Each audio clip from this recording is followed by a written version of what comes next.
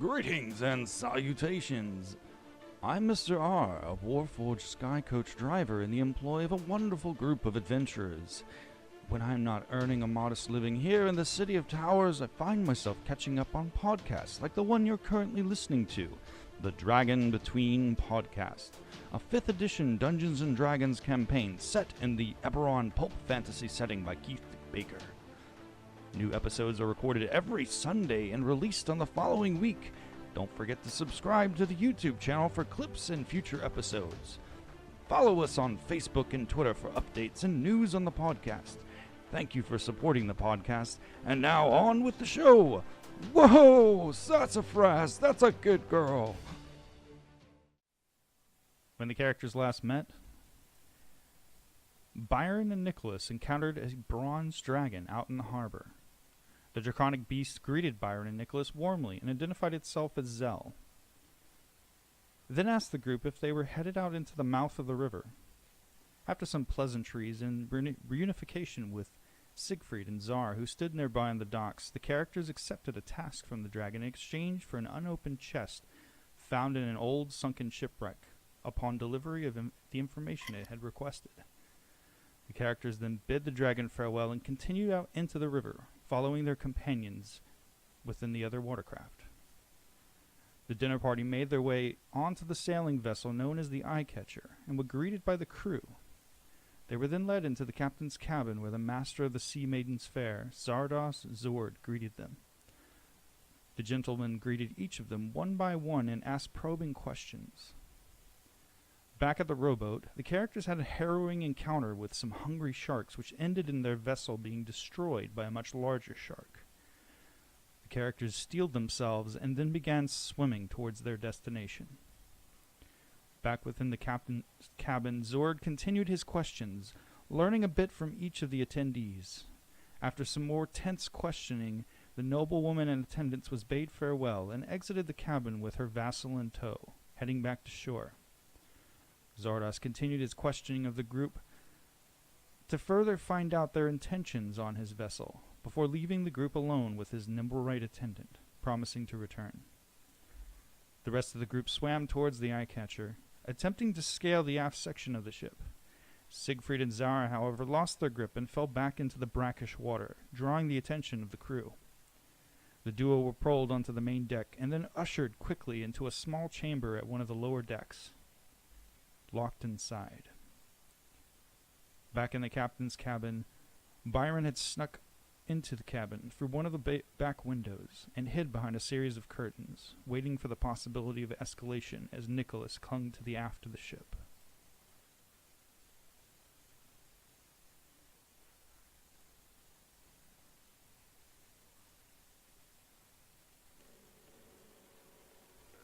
As the sailing vessel, the Eyecatcher bobbed and bucked in the waves in the wake, and the moon began to shine brightly in the distance,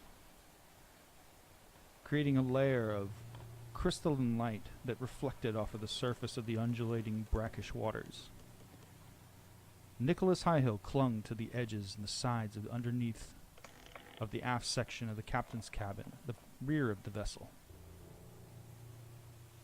And Nicholas, if you'd be so kind as to roll a perception check for me. All right.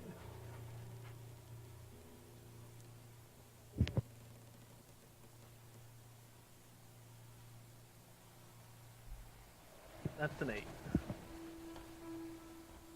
Few bubbles emanating from the bottom of the section of the ship where the ship meets the waters, bubbling up from underneath as the water and the waves continued to undulate and rock the ship this way and that way.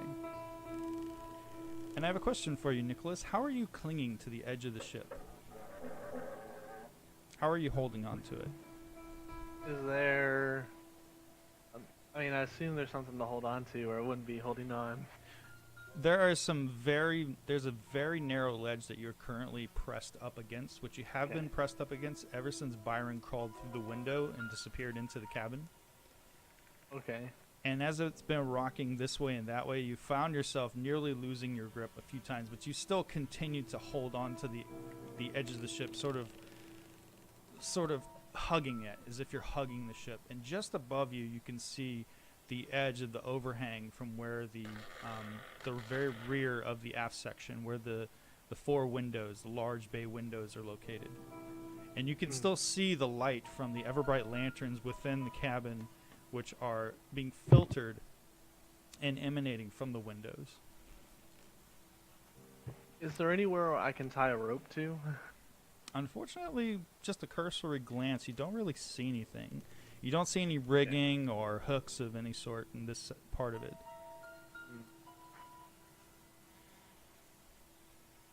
I want to stealthily look in the window. Okay, then go ahead and roll a stealth for me.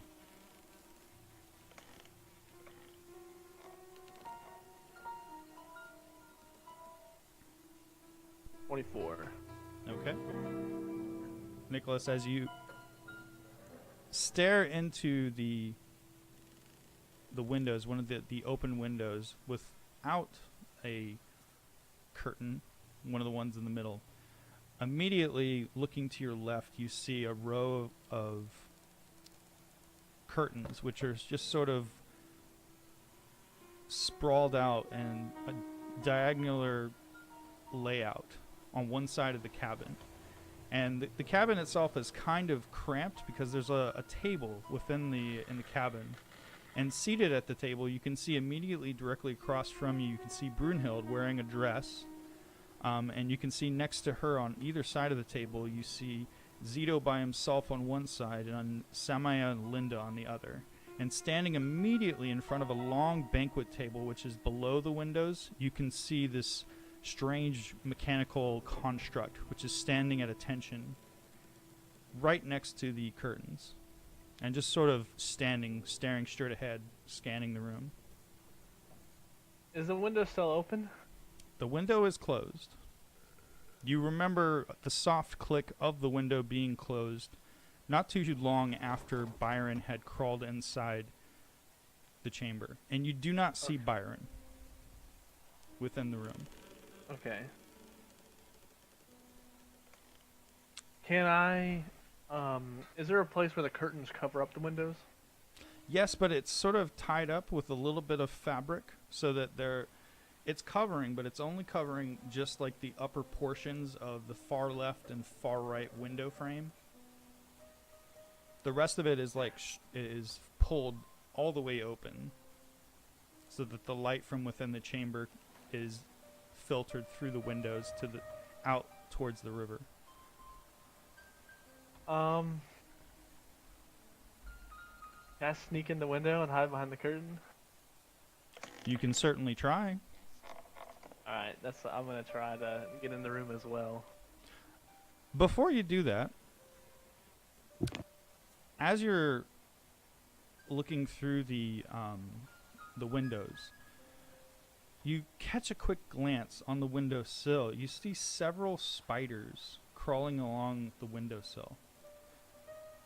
They don't come completely towards you, but they look like they were making a beeline towards you, and then immediately went over the edge of it towards the underside, away from the light and away from you. And it was like a swarm of them, like several, really, really small. Were they electronical or were they real spiders? Well, let's see how well you perceive them. I was using your passive perception. You can use perception if you like. Yes. Too bad. They just look like spiders to you. Kind of strange that they would be crawling on the outside of a ship out a mile out into the river. But not uncommon for bugs and your history. Finding creatures, insects, vermin on vessels is pretty common. Okay. Yeah, I'm gonna attempt to go in the window. Okay, as you begin to raise your head up and look into the window, the construct is staring straight at you. but it's not moving. It's looking out the window. Would you like to roll a stealth check? Yes. Okay, I figured you would.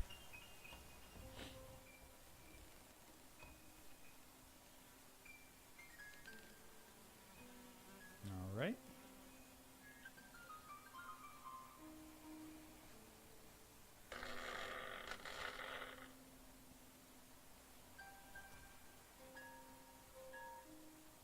Let's see how good he is at perception.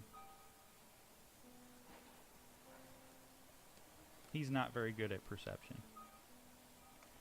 The Nimblewright scans, looks from one side of the window to the next, and you can just look on its face. Its face, even though it bears a resemblance, is not too much similar to a Warforged. It's still a solid, stoic, frozen image of a face. And its eyes, the eye sockets, you can just see like through the murky and somewhat semi-transparent glass. You can just see that it's looking and scanning around, and then it turns its head back towards the folk in the chamber. Okay. Yeah, I want to stealthily go in the window, and then I want to hide. Okay. Are you leaving the window open? No, I want to close it as well. Okay. Would that be a sleight of hand? That would be a sleight of hand, yes. Because it's one thing to sneak into the chamber, it's another thing to close it. That's pretty good.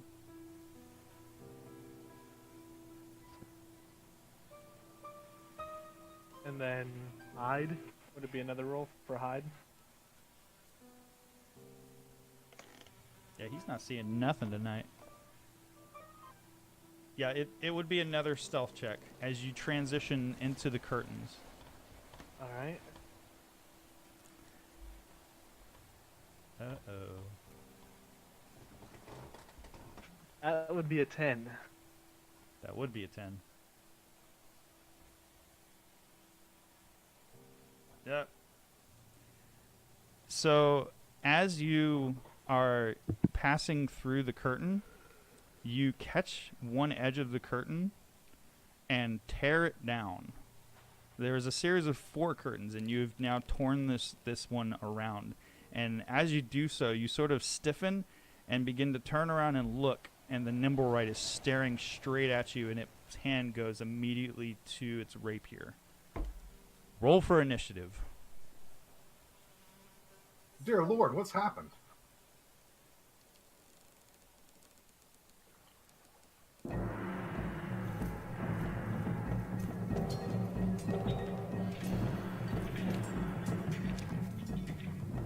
Are we rolling as well? If you're joining in the fight.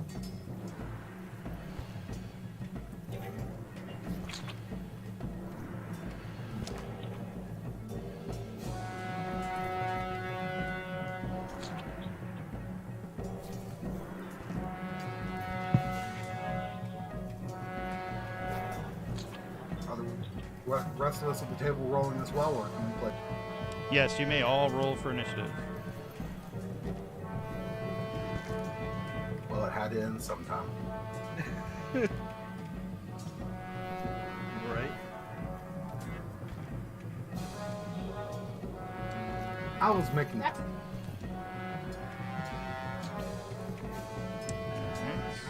I'm gonna share a map with you guys.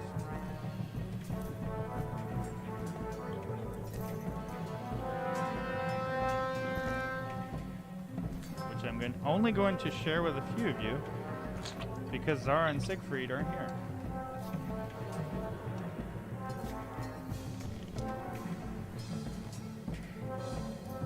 Boss music on.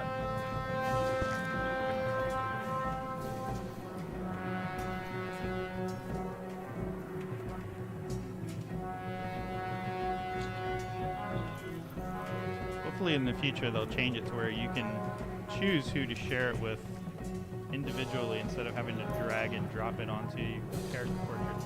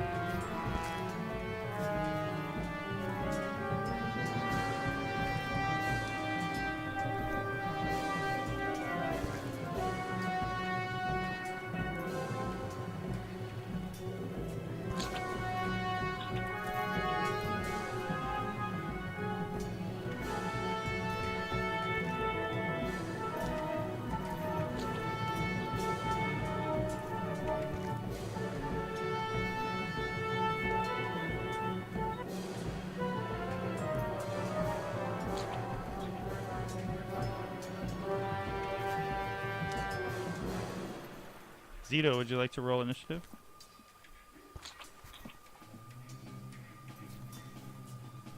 He said that he'll be right back. Oh, Okay. okay. I'll roll his initiative for him.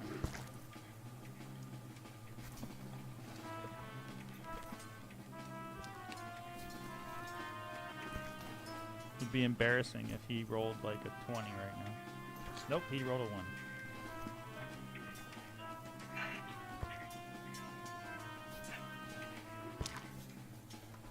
Okay. So, the nimble right. Nicholas, you watch as the nimble right draws both a rapier and a dagger.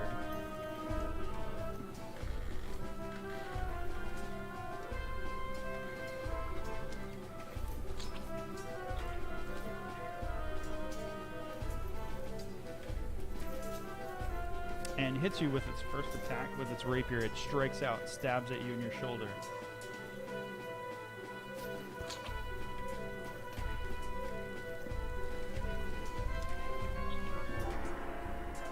Ow, that hurt. And then with a flourish stabs out again, attempting to stab you in your midsection. But just manages to miss as you twist your body.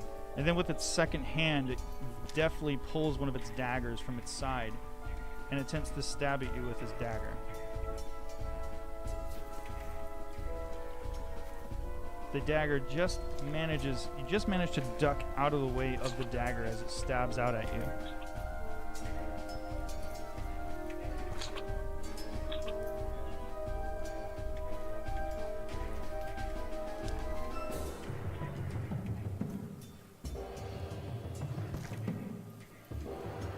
Okay, and Nicholas, it's your turn. What would you like to do? I'm going to. This thing is staring at you, branding its weapons. It's already stabbed you once in your shoulder. You're bleeding profusely from your shoulder. I'm going to disengage. Okay.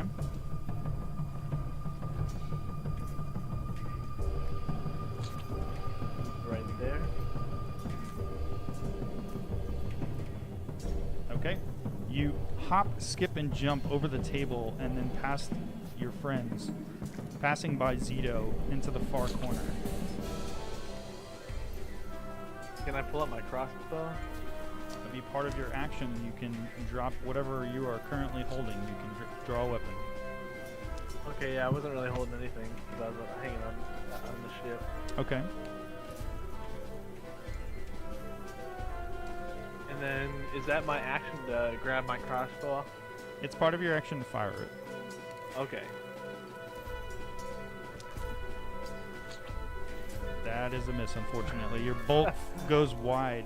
The two bolts arc out from your crossbow and thunk into the side of the chamber, tearing through part of the curtain which was still dangling, hanging from the frame. And I'm going to end my turn there. Okay. Brunhilde, it's your turn. What would you like to do? You just watched Nicholas pop in. You just saw the nimble right spring into action and draw a rapier and a dagger and stab at Nicholas, who apparently snuck into the chamber somehow.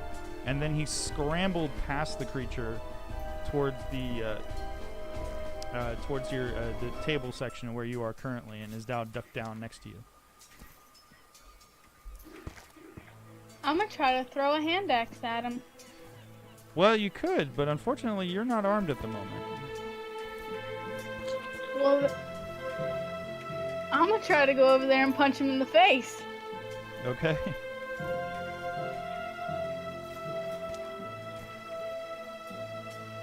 How do you want to try doing that? It would be a strength. Like a strength. It would essentially be like rolling a strength check. Like D20 plus your strength modifier.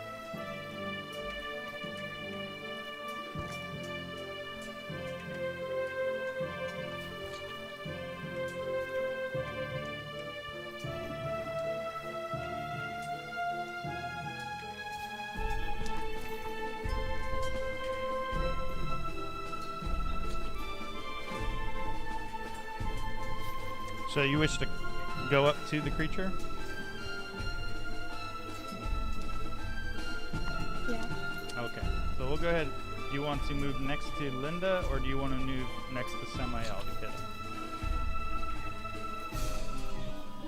him? Linda, move right. Okay. We'll say you're right here.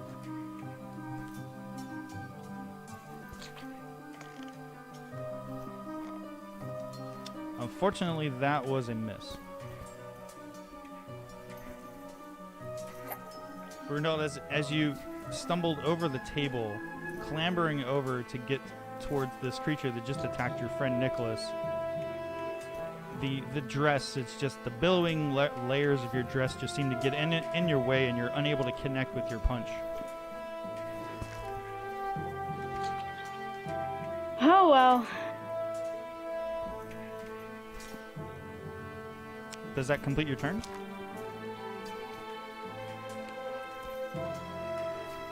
Yep.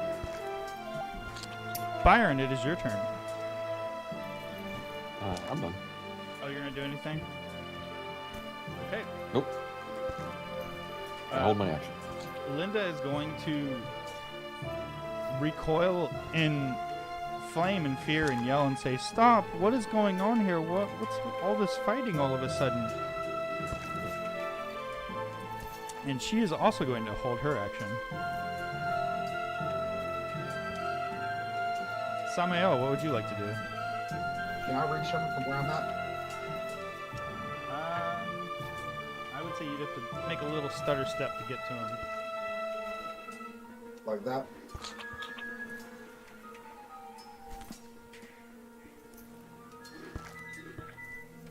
Let's say more like that. There you go. That is perfect.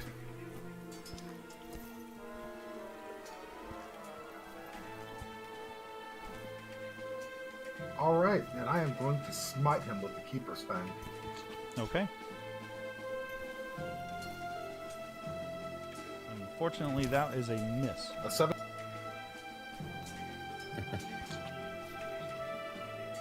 Okay, well, I'm done. Hey, Kevin, Good God. hero point it if you want to. Hero point what, dude? I rolled a 17. That's what I'm saying. If you push it up like 1 or 2, maybe it'd hit. No, I'm saving my hero points for when I almost die. Brian, are you back yet? I'm going to take that silence as a no.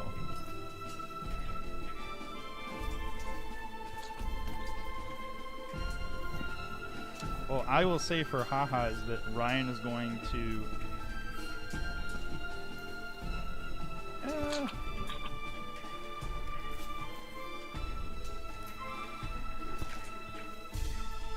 Wasn't he drunk?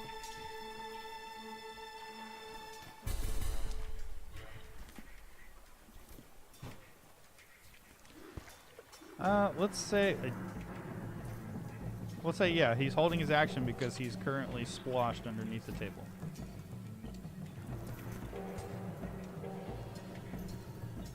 Well, that's quite something to come back to. Oh, hey, do you want to take your turn, Ryan? We just said you were drunk underneath the table, holding your action. No, I'll continue to be underneath the table. Okay.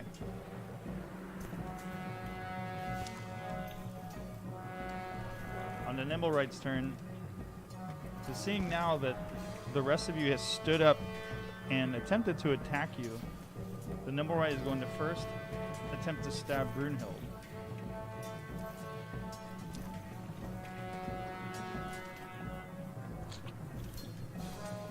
Reaching out with its rapier. And it hits you. Ow.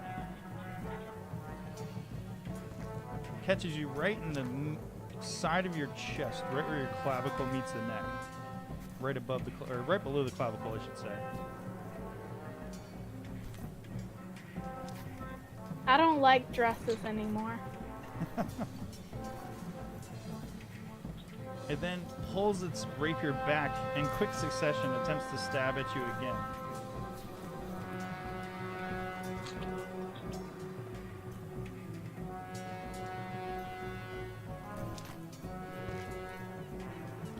And hits you again.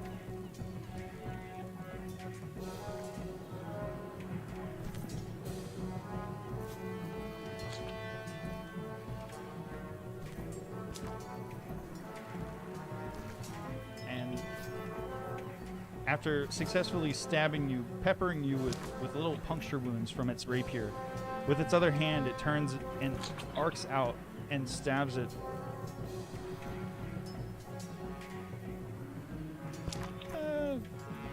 We won't stab it, Linda. It hasn't attacked him yet. It tends to stab you with a dagger, since you tried to stab it with a dagger, Samael. Okay.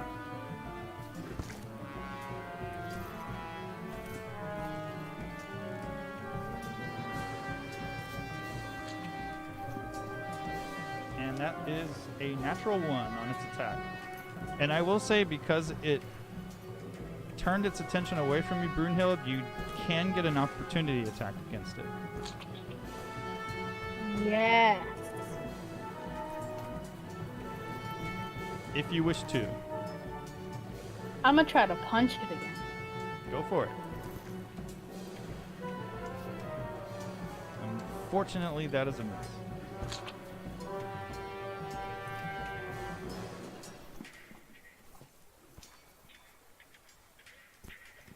Nicholas, it is your turn again. Fire my crossbow at him again. And because he has like 2 people around him, does it get advantage if I flank him? Yes, but you won't get sneak attack damage because you don't have surprise. But my ally is within 5 feet. Okay, then yes, you would get that.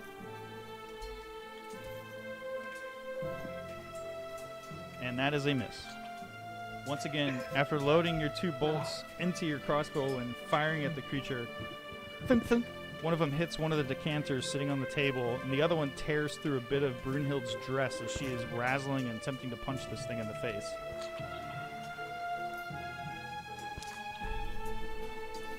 I'm going to reload it and stay there. Okay. The next turn. Brunhild, it is your turn. I'm gonna hold my action while I stare at Nicholas for hitting my dress. Okay. Byron, would you like to do something this round? Nah. Okay. Linda is going to attempt to crawl away from and crawl under the table now.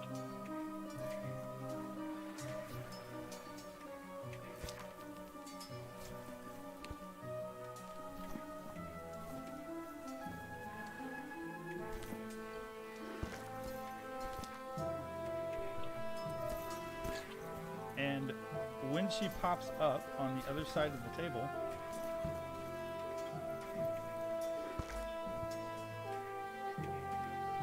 you all watch, Zito, you watch as Linda rises up with a look of fire in her face. And she just produces flame from her hand and arcs it out. Like she's tossing a ball.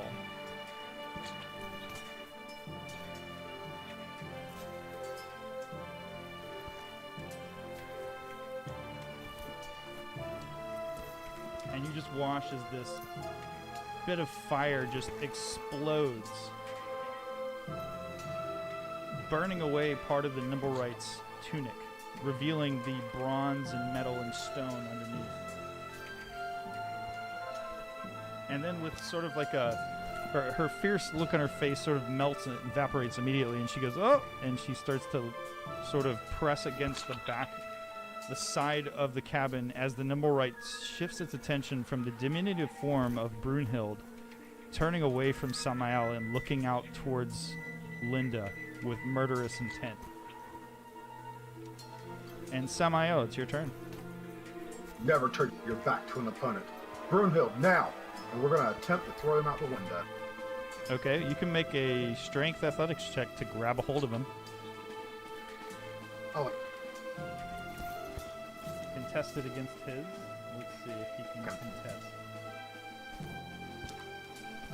Oh, there we go. Athletics 10. All right. Let's see. You never know. He might not be very good at this. Might not. Just because he's a construct doesn't mean he's like the Terminator. Oh my goodness. What's your dexterity modifier? I don't have one. Or what's your strength modifier? +3. All right. Yeah, you grabbed him. He's currently grappled and restrained. All right. I want Brunhild to move in with me if she can assist on this, and let's toss. She's already taken her turn. She held her action. Oh, she did? Well, in Yep. that case, if Brunhild, if you wish to act, you can act with him. You can assist him. Of course. It was your action to grab him. So, as part of her action, you can assist essentially by trying to throw his ass out the window. So go ahead and make a strength athletics check, Brunhild, with advantage.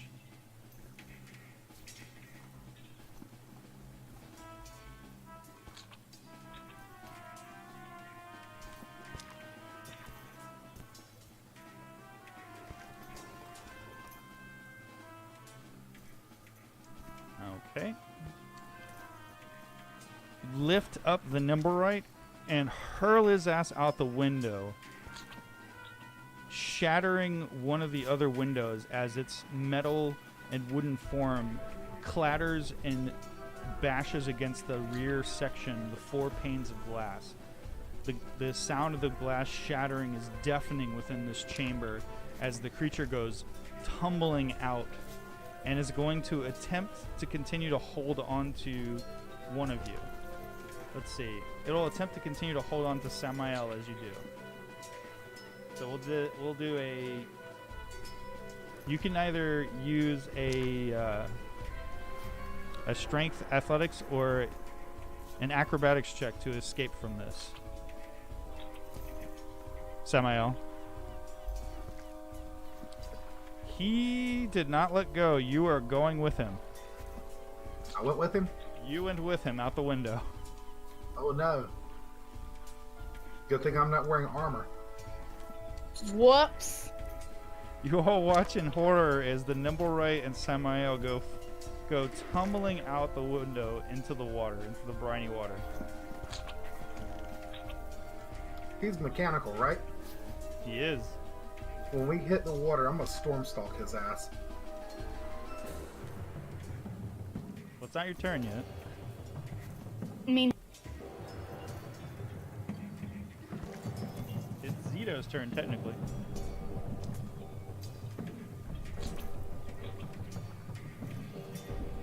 Zito, would you like to do anything else except sit under the table? Yeah, Cito will cast Mage Armor on himself. Okay.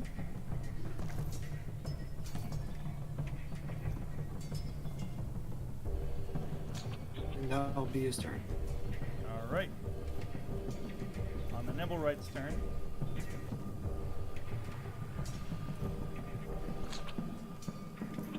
I hope he's not treading water. He ought to be sinking and taking me with him, right?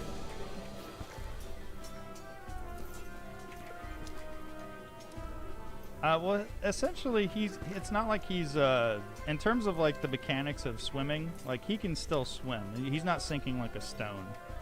What? He's heavy, though, so you guys are bobbing just below the surface. Okay. And he is now taking his dagger and is attempting to stab you in the chest. That's okay. I'm doing the same thing to him.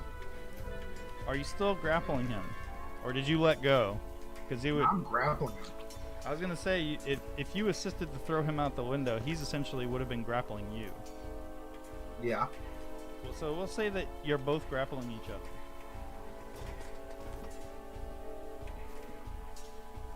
So he's going to attempt to stab you with his... He dropped his rapier on the floor. He's going to try to stab you with his rapier. Or his dagger, excuse me. And he hits you. Okay.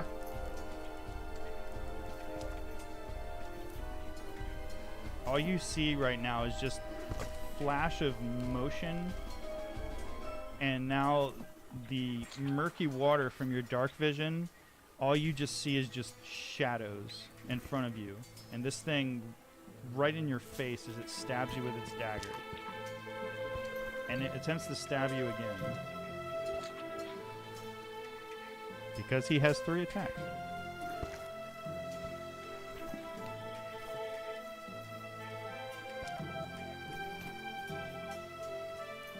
Again, you feel the stinging sensation as it pierces through your gorgeous fine clothing, which was just lovely before it started becoming riddled with knife wounds and tears.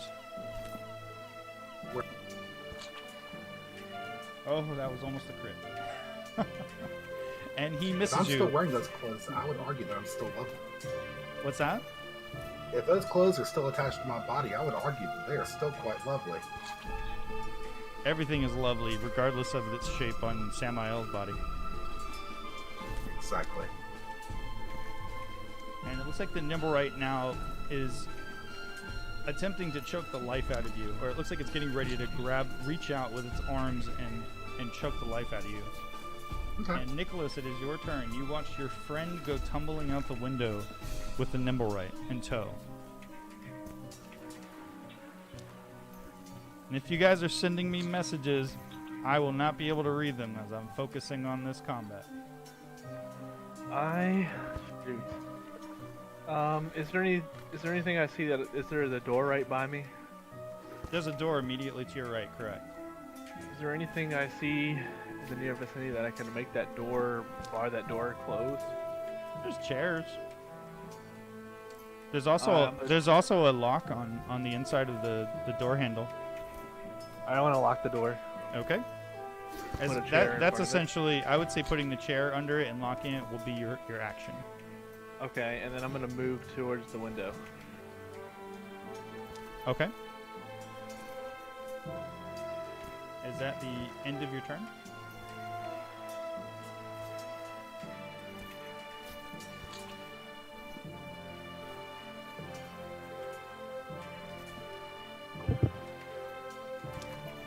Does that complete your turn, Nicholas? Yeah. Okay. Byron, Brunhild, it's your turn. Brunhild, you watch as Nicholas rushes past you towards the open and ruined window frame, staring out over the edge into the night sky, out into the water of the river.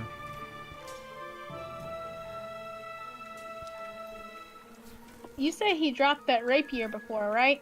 Yes, the rapier is on the ground. Would you like to pick it up? I would love to pick it up. All right, then I will throw a rapier into your inventory. Yeah.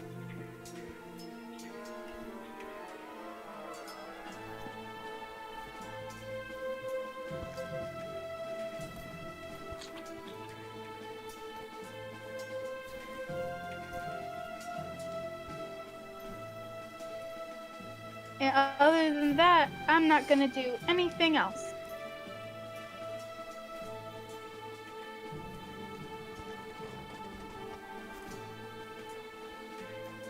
All right, Byron, it is your turn. What would you like to do? I'm gonna rummage around, see if I can't find that item we're looking for to free Zaro, and stick the hamster in my bag. You're gonna stick the hamster in your bag? Somebody in the party's mentioned they would like it, so I'm saving it for. Okay. I would say that rummaging through the room would be your turn. So tossing the room to look for things. We'll say that you found a few items in the room. Let me take a couple. You found a spell book, and you found the trunk, which is currently locked at the foot of the bed. How big is the trunk? It's about as wide as the bed, maybe a few inches shy of the width of the bed, and it's got a hefty lock on it. Okay. If I don't see anything else out available that fits the description, I don't have lockpicks, so. Okay. Just remind me Stay to hidden. put that that spell book in your bag, and if you'd be so kind as to roll an animal handling for me. Certainly.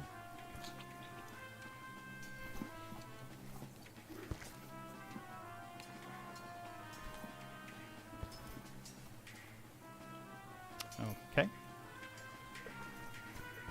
Linda's turn. Linda is going to, in a low hushed tone, say to Zito, "What do we do?"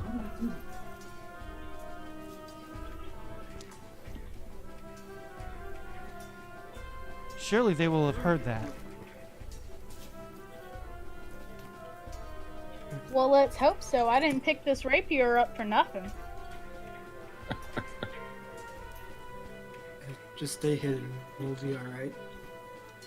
Samael, it is your turn. We are currently grappled, correct? Correct. You are currently under the surface of the water. Does that mean my hands are directly on him? Yes, so you would be attacking him with disadvantage if you wanted to attack him. What if I'm using my storm stalk? Would I need to attack at all? Technically, he's touching it. No, the Stormstalk is a different. It's essentially it's like a magical effect. It's not like even though it works like a ranged attack, it works more like a ranged attack. Okay. But since he's touching me, could I just blast him with it? I would argue that you would still you would both get electrocuted if you fire this thing off underwater. Yes, but he's mechanical and Correct. he's in water. So if I hit him with electricity, I'm expecting him to reboot. Well, go ahead and drop the damage onto him on the map, and then we'll say that half of that damage got off onto you, like splashed onto you. Okay, so we'll round down and say that you took 3 damage from that. There you go. And let me check one thing real fast. Sure thing.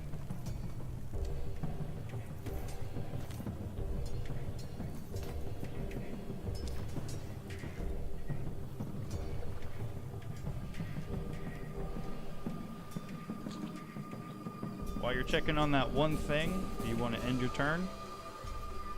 That's what I was checking. Yes, I will end my turn. Okay, Zito, it's your turn.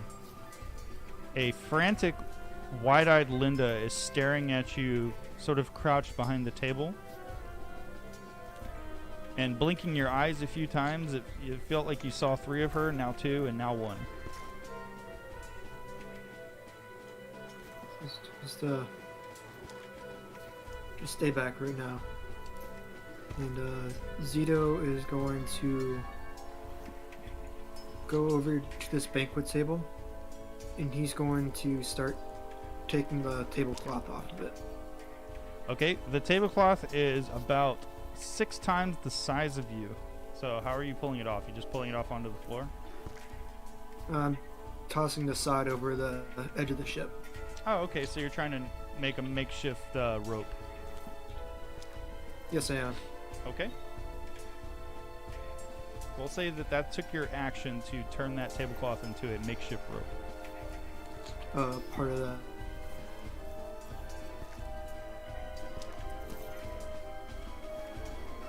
Because that is a very hastily detailed action to grab something and then turn it into a makeshift rope.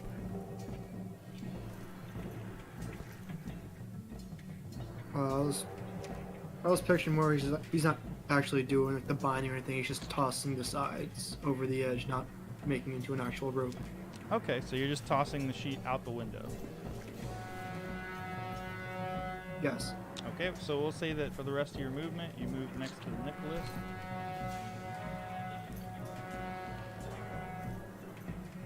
And you toss the sheet out the window. And that'll be my turn. Okay. The Nibblewright's turn.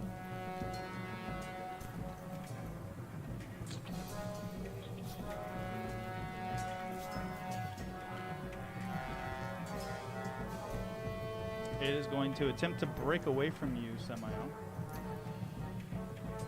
Okay. So you can contest this with your strength if you like.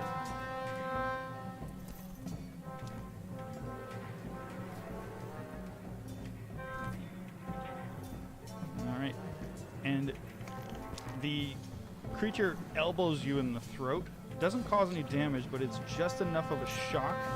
And you watch in your dark vision, the murkiness, what was a solid shadowy shape of this thing in your face is now, as it's kicked away from you, and you can no longer see it as clearly as you did before within the murky depths of the river water.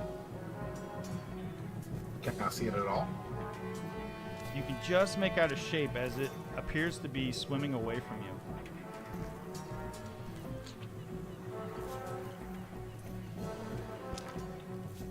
Okay.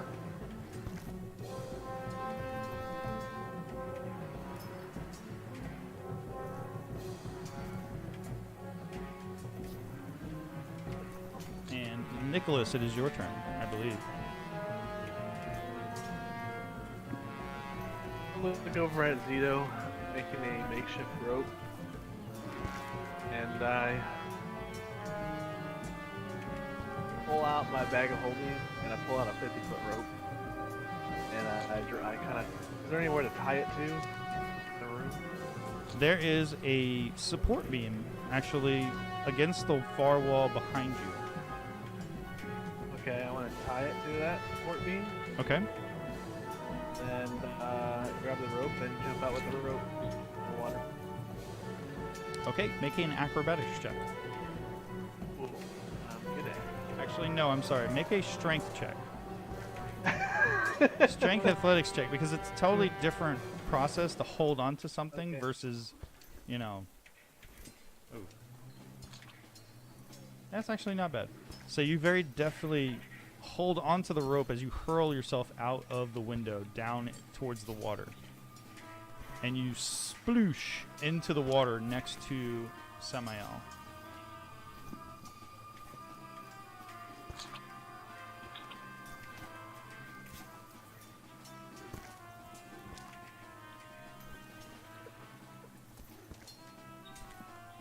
Can I see him at all?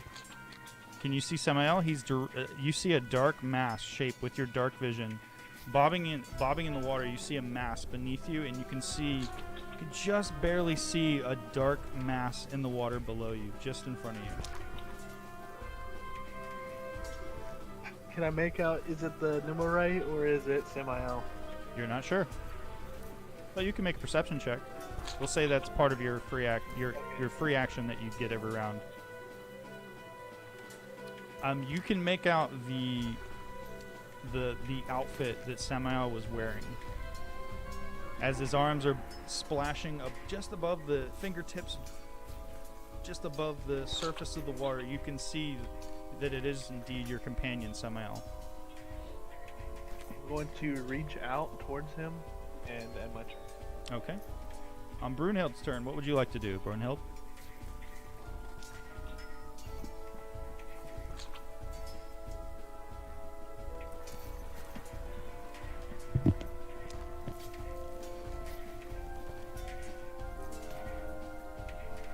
Brunhild, you're going to hold your action? Yep. Okay. Byron, what would you like to do? I will stay hidden, waiting for my ambush. Okay. Linda is going to sort of pokes her head up over the table, scanning around the room, and she sees that the majority of the action seems to be coming from the rear of the cabin, with the ruined window frames and the broken glass crunching underneath Brunhild's feet and Zito as he's standing up on the edge of the table looking out. And Samael, what would you like to do? A dark mass plunged into the water next to you. Can I still see the dark shape of my enemy? You see another dark shape has replaced the dark shape of your enemy. Okay. I'm gonna grab hold of my friend there. I'm assuming that's who it is. But as an action, I would like to use Abjure Enemy against the other dark shape as it escapes from me. Okay. How does Abjure Enemy work? Is it something you have to Needs see? I need to. I don't need to see defining features of it, but I need to see it. Unfortunately, And you cannot see it. Well, Jeremy, that just tempts me to swim over there to it. Okay. No, I'm gonna go back up with Nicholas and them. Okay. We're gonna kill everybody anyway. He can go warn everybody he wants to. It ain't gonna change the damn thing. All right. Is that in your I turn? just want you to know I was about to paralyze your little pet and sink him to the bottom of the river. How did he become my little pet? Well, I mean, he's not ours. Isn't every NPC the Dungeon Master's pet? I mean, I control their actions, but I mean, I know, Jeremy, but he's the enemy right now. I got you. We have to speak of him in a negative connotation. I can't say our best buddy.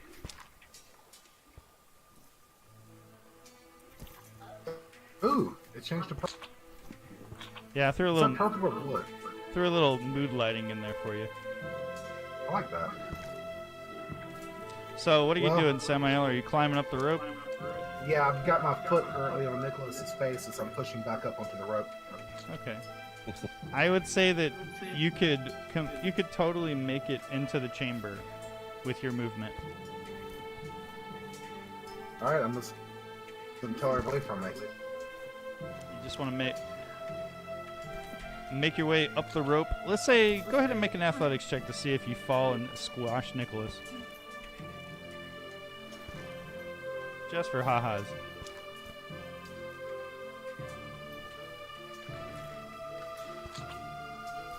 No? Nah, Samuel is a boss. Samael is strong. Samael, you make You your can way. choose? Use his feet. You can just choose to use his fail the arms. check if you like.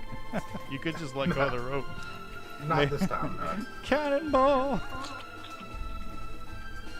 I did that last game when Howard R went into the river. Alright. Zito, what would you like to do?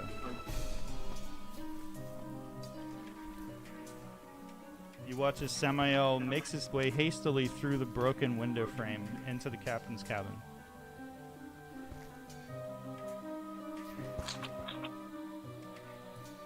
I'll back up 10 feet.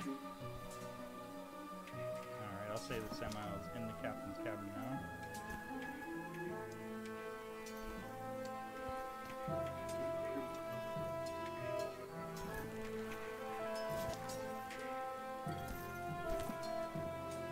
And is that all you're doing is backing up? Yes, that's all I'm doing right now. Okay. The start of the turn, the next round, Nicholas, you hear a sound, sort of like a electrical crackling noise. And looking out over the river in the moonlight, you watch as this Nimblewright rises up in the air on a crystalline chunk of crystal, just flat top and standing on, flies up and over onto the main deck outside.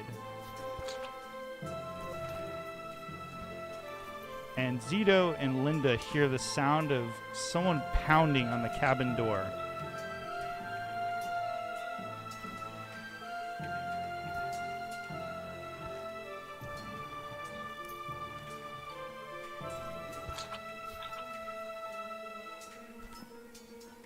And Oh on yeah, that, combat for the time being. actually, on that note, we're going to transition over to some folks we haven't met yet during the session. Okay.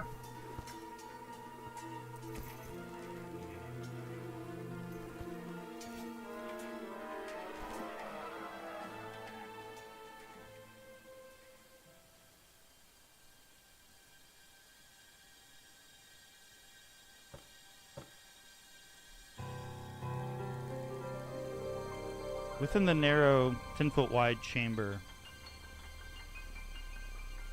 a waterlogged and soggy Zara Highhill and Siegfried Lockhart peel off the layers of clothing and pile them in the corner near the door with their equipment.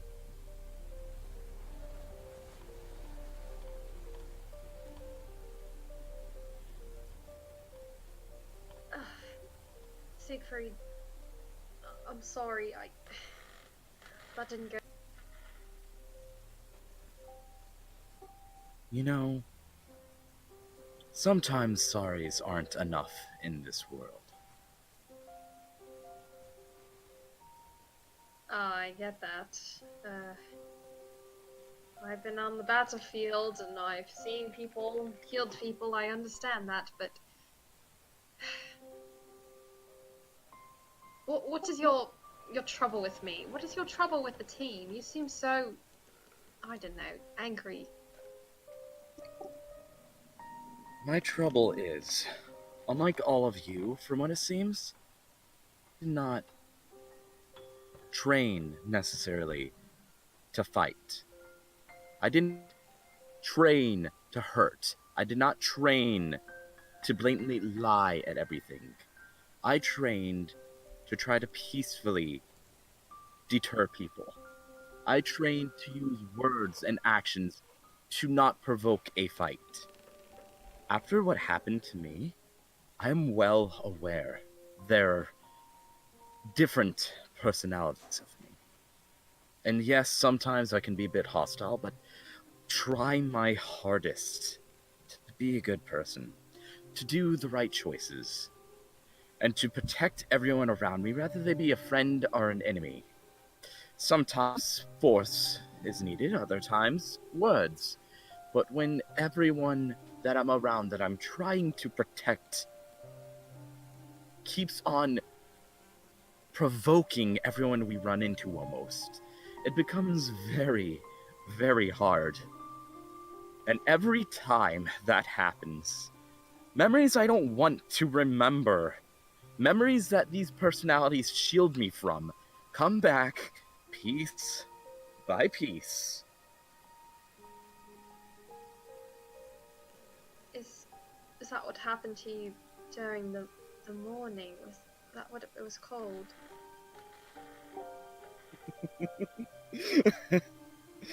Yeah, just if only it was that. If only it was that nice a thing to happen. No. What happened on that day was enough to break me. As I said, I wasn't a fighter. I was an actor with my parents.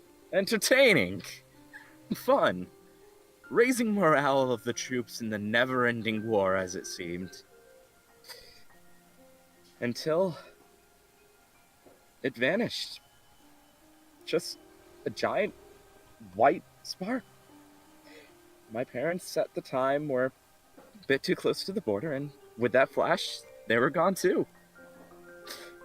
Of course, that was fine. No screaming, no nothing, just gone. As if nothing was ever there in the first place.